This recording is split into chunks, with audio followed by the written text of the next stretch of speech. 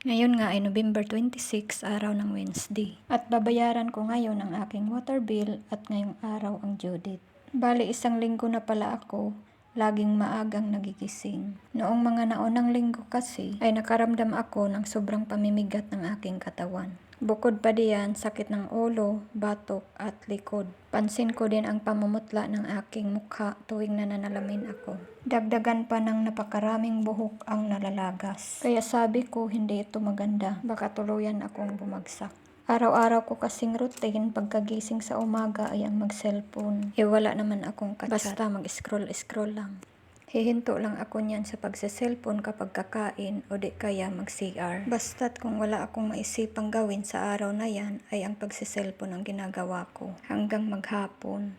Wala nga din akong makakausap at doon sana mabaling ang atensyon ko. Kasi nga ako lang mag-isa. Kaya naisipan kong mag-set ng routine at iyon ang gagawin ko sa araw-araw. Kasi hindi na nga siya maganda at iba na ang nararamdaman ko sa aking katawan. Ang sabi ko, gigising ako ng maaga at magpapaaraw. At pagkatapos ay maglalaan ako ng 30 minutes to 1 hour na exercise para pagpapawisan. At after nyan, tsaka pa lang ako kakain ng almusal. Pero sa bidyong ito ay hindi ako nakapagpapaaraw niyan. Wala kasing araw at makulimlim.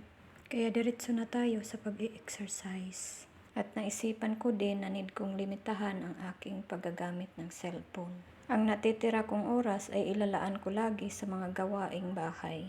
And at the same time, luminis din yung paligid ko. Kasi sa totoo lang, marami din ang need na linisan dito sa bahay.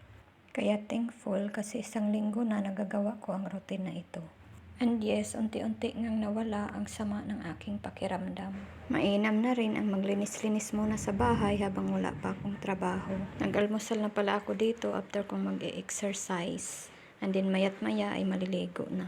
Kasi pupunta pa ako ng tindahan para magpa-cash out. 100 pesos lang kasi ang cash kong pera.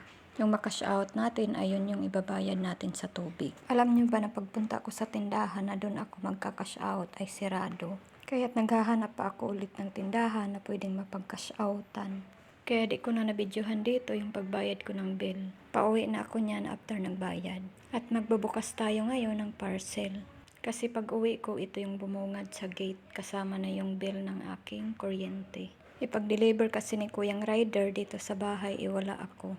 Kaya tumawag siya sa akin, ang sabi niya ay iwan na lang daw niya sa gate. Sa loob pala ng gate. Ang hirap naman kung sa gate ilagay, suksok baka nakahawin pa. In fairness naman sa order kong blouse, ang ganda. Umorder tayo dyan ng kulay maroon para meron tayong panggala sa December. Nakakatuwa naman si Espelator kasi ginawa kong 3 months payment yan pero walang interest. Kumbaga, 0 interest. Ayan, share ko lang dito sa inyo yung aking electric bill. Yung kababayad mo lang ng tubig tapos meron na naman tayong another na bayarin.